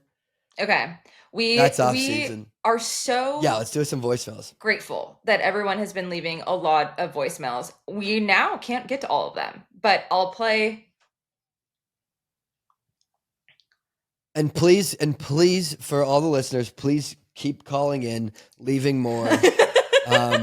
Do I have the number I off the top of keep my head? I No, I keep don't. saying that I'm But going to like write it on a post-it note no, and put it on my monitor, but I haven't done that. And we're very sorry. Well, maybe Eric can look at his phone and find the number, but he probably won't. Okay. But I'm gonna play a voicemail okay. while he gets going here.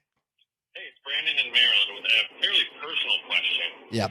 When There you I go. was a sophomore in high school, I was told very explicitly by some of the senior captains that you are not to wear underwear under running shorts. You look like a noob.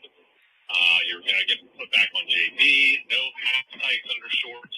You either wear the half tights or you wear the shorts. You don't mix. So I've gone most of my life imparting the same knowledge on other people, including athletes I coach, teammates.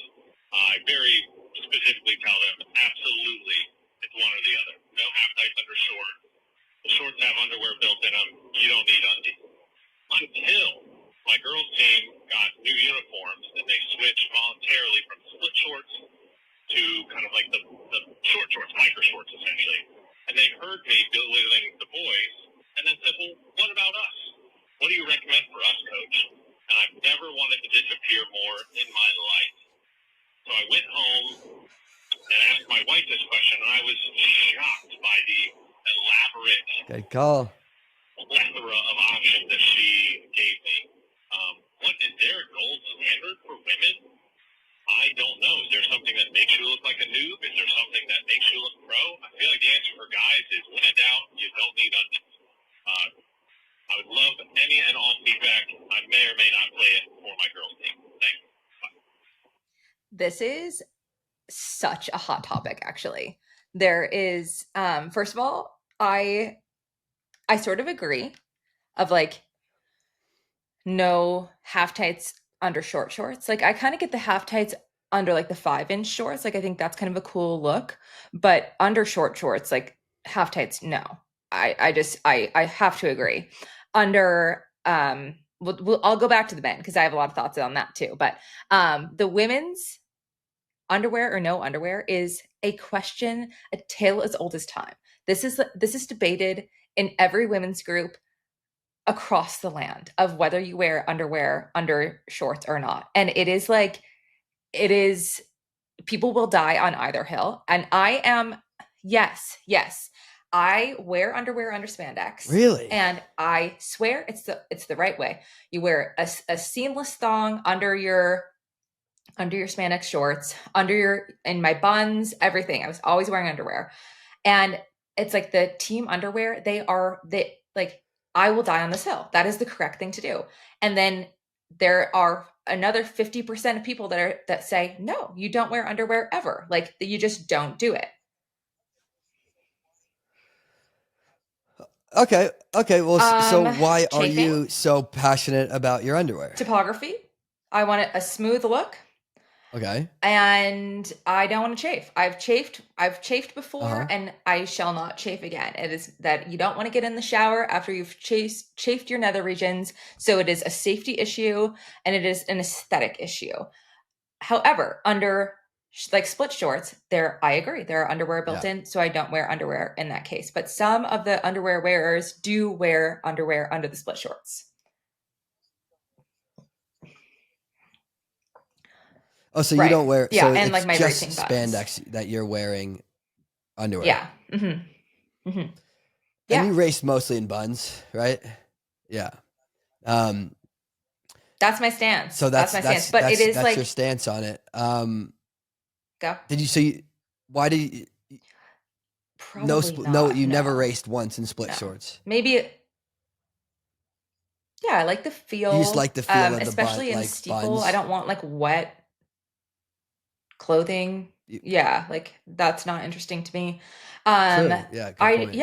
I also like ascribe whatever word I'm looking for. Like look good, feel good, race good. I don't know. I think they're cute, and I like them. Yeah, I like them. But I like that there's I totally agree. More, totally agree. Way more options. I think like had the speed suits had been like as cute as they are now, like I probably would have dabbled into like the bikini speed suits. I think looks so cute. But again, I would have worn underwear. Like I would like with the um in like the Nike high cut leg, like I would have figured out, I would have like ordered 50 pairs of underwear on Amazon or wherever until I figured out the right underwear to wear under that speed suit.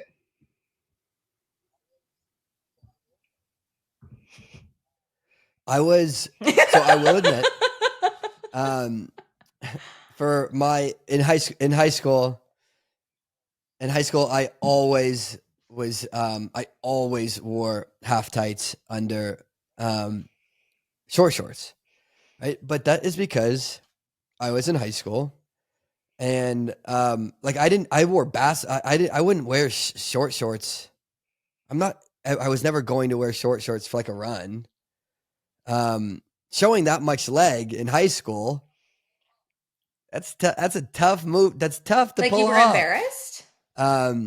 Also wasn't like, I wasn't quote unquote like, yes. And also like, it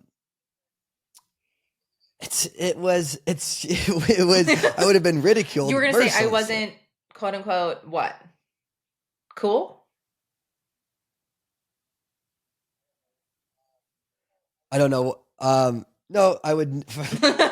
Careful, Aisha. I would never say I wasn't quote unquote cool. No, that just wasn't. That wasn't a thing for me. I wasn't going to do the. I didn't wear just short shorts until I got to I think college. actually, like I'm gonna eat my words. I think I did wear because like of course, like gay. in like the early 2000s, like that word would get tossed around, which is so like now as we are adults, like so stupid. Yeah. But I take it back. I'm like remembering a conference meet.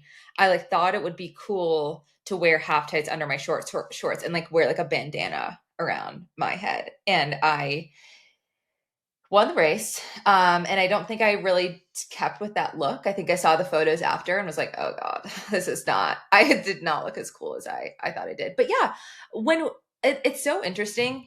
Yeah, the bandana look and the half tights into the shorts. Look. It's so interesting to me now that like kids are generally way nicer to each other. Like people like talk about, I don't know, millennials as being like there's like a reputation, but it's like, do you know what we went through in high school? Like the ridicule of like, if you like, I think now it's like acceptable to want to stand out and be unique. Like that was not what we went through. It was like, how can I blend in as much as humanly possible? Because like it's almost like our generation like invented bullying, and it was, yeah, it would not have been cool. And like the people would say like horrible things to you, horrible things.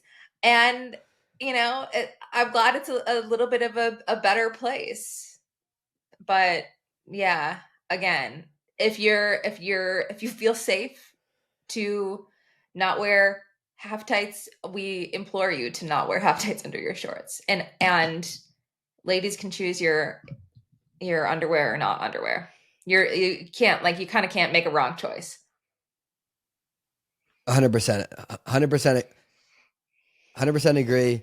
I can't necessarily speak on, on the ladies, whether they should be wearing underwear under the shorts and the half tights and all that stuff. I do think it's funny that this guy is taking a pretty hard stance on the boys team and saying, guys, there's no half tights and there's shorts here. I think we've got to toe the line on this, sir. That we can't be convincing these boys to take off more clothes. If they want to wear their half tights, you can't bully them into saying, look, take those off. I want to see more leg. I don't want to see any damn half tights under those shorts. I think this is a tough road to go down. Positivity, though, I get where you're coming from. Because look, if you were to see body positivity, yes, no, of course, body positivity, right? You would never see a seasoned, like, great runner on the college level or a pro level wearing half tights under short shorts. So yes, it is. You see it and you're like, it does look like a noob look. It is a noob look. Sure. Unless you're winning. Yeah, it's kind of like if you cut your hair into like a stupid haircut, like you better win. Yeah. Yeah. Yeah, or you better be confident. Whatever you're doing, just pull it off. We beg of you. Just pull it off. We beg. Yeah. Okay. So, you're pretty. I mean, you took a hard stance. I do. And I also like my other opinion is I like it. I like when you do under that. half tights, men should be wearing a compressive garment. That's the law. I have declared it law. We need to be because you don't want to see see more of an aesthetic, I want a smoother topography look. On the men's side as well. A smoother aesthetic. I don't I don't want to see. You don't want to see a full outline of cock and balls, is what you're trying to say. No, I don't. Yeah, you don't want to see John Malkovich's penis. Keep it tight. Well, okay. Well, Aisha, some of your words. Let's keep it some body positivity. Okay. If these guys want to John Malkovich the fuck out of their half tights, and let that Chris Robinson snake flop around. I gotta go back and watch that video. I haven't watched it. Can't say shit. That was good stuff. That was good stuff. Yeah. Hold on. Now, before we get to the next voicemail, I had some very specific homework before going to this last one. So, guys, if you're listening, you want to call us, you're thinking, I'd love to call you. What's the phone number? You're in luck. I've got it right here for you. It's 856. Read it again. I'm literally, I have a pen and paper. 0080. Aisha, write this down. Yeah. 856 279 0080. Great. Now this piece of paper will live on my desk forever. You got it. Okay, here's another voicemail. This one got bumped up. So yeah, please call us in. Yeah, and feel nervous. I feel nervous about it. Hi, Eric and Aisha. My name is Emily from Pittsburgh. Absolutely loving the pod. Completely obsessed. And I was just thinking back to, I think it was 2019, the Fleet Feet Liberty Mile in Pittsburgh. It's a 1 mile road race downtown. And I was working at Fleet Feet, so part of helping with the race, I got to hang out with the elites at the after party. So we had Will Lear, Robert Domanic, Pat Casey, Craig Nowak, Ben Blankenship, Shannon Osika, all just hanging out. And Will is kind of the ringleader, and he is spinning up some drinking games. So we started playing hockey, which is where you call out someone's name. They try to shoot a quarter, hit someone's beer, they chug the beer. But Will is not about to learn everyone's names. Nobody wants to do that. So he starts coming up with nicknames for everyone. So I was Hot Aaron Finn, which I was very flattered by. My boyfriend at the time was Husband Material, and now we're married, so great call there. Ben Blankenship was Man Bun, which is pretty weird because I'm pretty sure everyone knows Ben's name.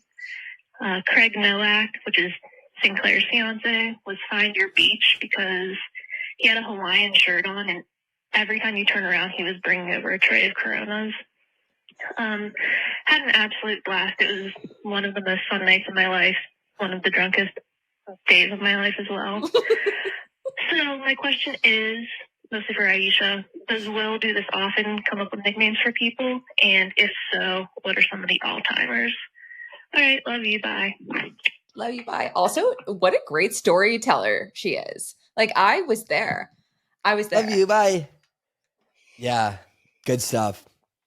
Oh yeah, no, I was like, I'm like, yeah, Craig, I'll take one Corona, please. Are a big thing for my husband. Big thing.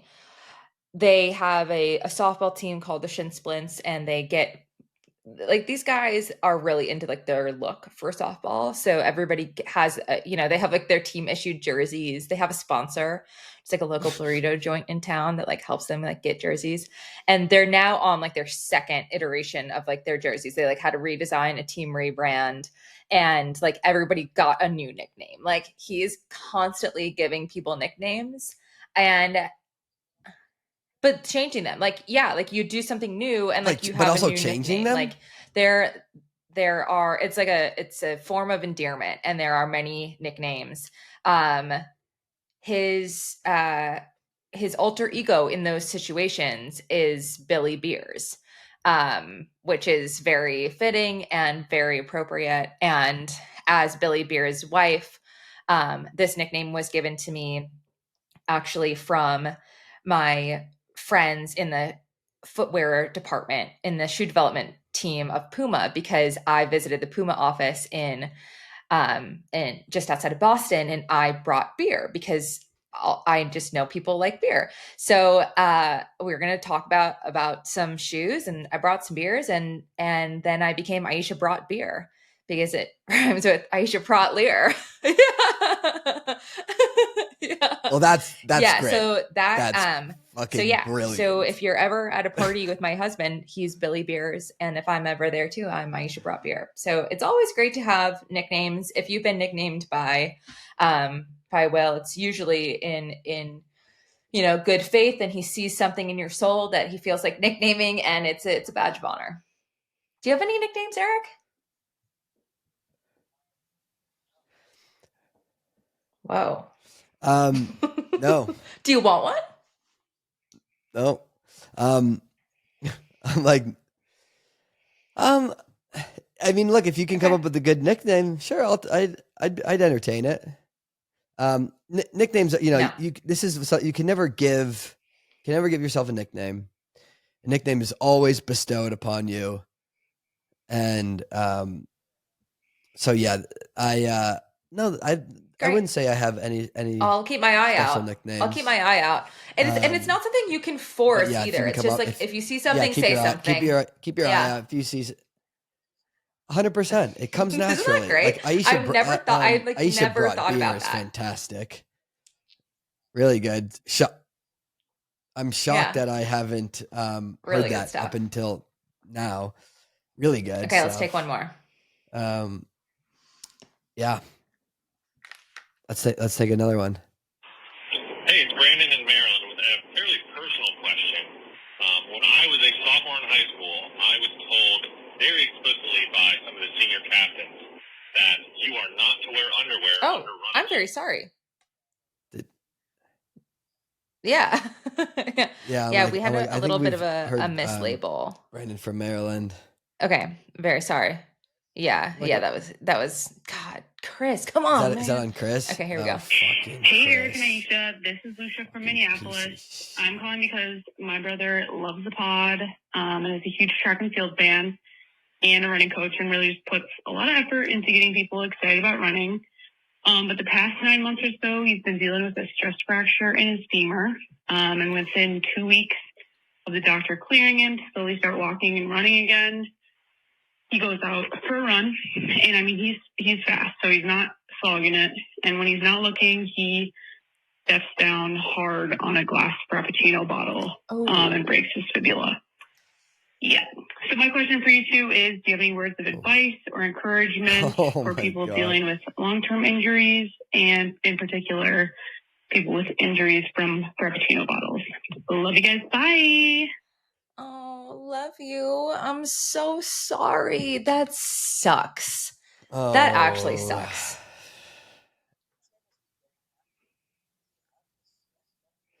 This guy must be getting after it, because to have a stress fracture in the femur, as someone who's had a stress fracture in their femur, you got to really be like you're really walking that line. So this guy's getting after it, and then he stepped down onto a Frappuccino. I'm picturing one of those short and stout Starbucks sturdy bottles. Yeah. Dangerous. Sturdy, thick. Yeah.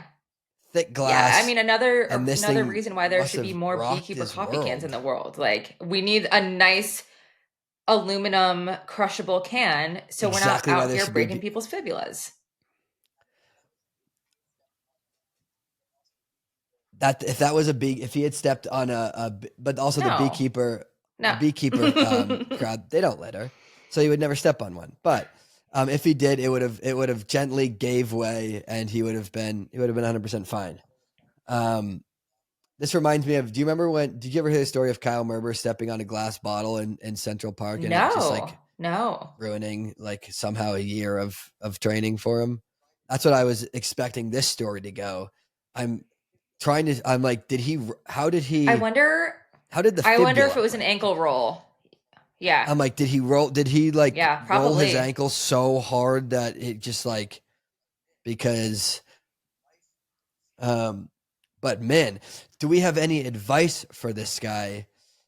I don't know. I mean, look, you already have gone through the stress fracture of the femur. So you just got to look, there's not a whole lot you can do in this situation besides bite the bullet, if figure out a way to not go completely mentally insane, get in the gym, cross train a bit, find your reasons why, right? And just come back stronger than ever. But other than that, I don't know. There's not much to else our you can previous do, conversation really. of the hobbies. Like, this is the time to lean into your hobbies, because I'm such a routine person. Like, I want to have the structure of my day set. Like, if I'm just floundering around, I'm having a tough day. So I would say use this time to like dig into something else, and just what the time that you were dedicating to running, just like keep that time block of something to do for yourself. Like, yes, cross train, I love listening to audibles when I'm cross training or doing something. I like to create create a playlist for like your comeback, um which I have a story about that in a second. But I think what makes coming back from an injury so hard is, as runners, you have this time like built in for yourself, where it's like it's an hour, 2 hours, however long per day, that you are dedicating to like your personal self betterment. So maybe you could just sub in something else of like, oh, I want to learn to paint. I want to do whatever. I want to like take a class. I want to pick up something else. Just fill that time with something that feels good, and like don't isolate yourself. I like, just because you're not running doesn't mean that like you're not part of the community. Like, I don't know, if you can't go for a run with your friends, like see if they want to get a coffee instead, or go, crutch around, go, I don't know, go do something, get outside. Yeah. Yeah. Crutch around. crutch down to the bar. Advice by Aisha Praught-Leer. Yeah, that's not that's like the devil on my shoulder, not the angel. I had this like really bad injury in 2021, right before the Olympics. I like blew out my knee basically, and I'm like, so I can get like a little woo woo about like healing things, and like when I had like the music that was playing during my surgery, and like I would sometimes listen to like binaural beats and like whatever, to like have like healing frequencies really and whatever. And something that I had done with a past injury is like make a playlist of songs that I listen to like as I'm rehabbing, so that like I can have like that memory recall of like, here's all the work that I did to like bring myself back. And I went to go make a playlist from this. And this injury was just so brutal. It was so bad. Like, I didn't know if I would ever really be able to compete again. And I was just like in such a bad way that I like started making this playlist. I put one song on the playlist, and I was like, you know what? Fuck this. I don't need a playlist. And I like go meet my coach in the gym, and he's like, oh, like he knows this about me. So he's like, oh, do you have like your playlist? Like, what are we listening to? And I was like, oh yeah, I made a playlist. It has one song on it. He's like, all right, we'll just start it up. It's The Climb by Miley Cyrus. Oh my fuck. He's like, whatever happened to the binaural beats? Those were kind of fun.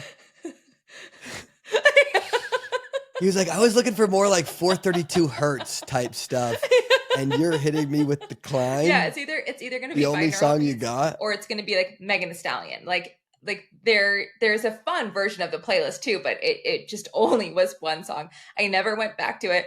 And it's like titled on my Spotify of like whatever I titled it from the time, and it's just The Climb. And we laugh about it all the time. Like whenever the song comes on, it's like, oh, it's oh, I use your songs on The Climb. Great. Yeah. That's how you know it's about. Like, hopefully, this guy's actually able to at least make a bit more of a comprehensive depressive playlist song than just the climb. I'm like to the sister who called this in. If you're noticing that he's only got one song on the playlist, please call back. Yeah. And we'll call him personally and get him out of this hole. What? You're going to do great. It's temporary. Yeah. Exactly. It's like you'll be back. We've all got those injuries where you go, man, like I'm never gonna run again, and then you start running again, and you're like, of course I was gonna run again. It's one day at a time. Get through one day at a time. Just fight the battle you're in right now. Don't worry about the next one, and eventually you'll be fine.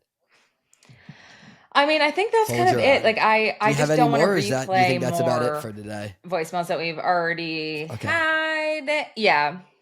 More underwear of like trying to strip down the. What do you have going on men's this week? Team.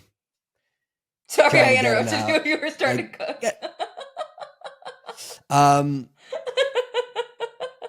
Yeah, I'm like, Jesus Christ, read the room. I was getting going. Yeah. I got to start prepping for the Chicago Marathon. I think that's next weekend. 2 weekends. Got to get travel in order. But it's next weekend. So it's next. It's not this weekend. It's next weekend. Yeah, I know. It's really exciting. So, but we're coming up on marathon season. Chicago will be fun. Then we got Toronto, and then we've got freaking New York. Back in track season. Right after that, before you know it, we'll be. It is hard now to like. Before you know it, we're going to have withdrawals for a couple of weeks on the track season, but then we're right back to it. I got to like switch that brain off and turn the road brain back on. It's like, yeah. It's like you'll find the hype for, the Conor Mantz American record attempt in Chicago. And then it will be how we've got it back. I'm sure we'll have a lot of we got a lot of people that we know running New York. And then before you know it, indoor track season gets going. And that's it's really fun in its own way. So we just got we got to take our advice that we just gave to this guy with the injury. We just got to make it through the next little bit before you know it. The track season again. Yeah. Well, it was fantastic episode. Once again, I was like, we just forget I just keep going. 2 hours, but like I know, I'm like, I'd love to wish you. That's why I'm like, we got no more questions. I guess. Fuck. All right. I guess we can hang up. But good episode. We'll be back next week. Remember Beekeeper Coffee at beekeepercoffee.com, CITIUS 25 at checkout or Amazon. You won't regret it. And love you, bye. And we love you. We'll see you next week. Okay. Love you. Bye.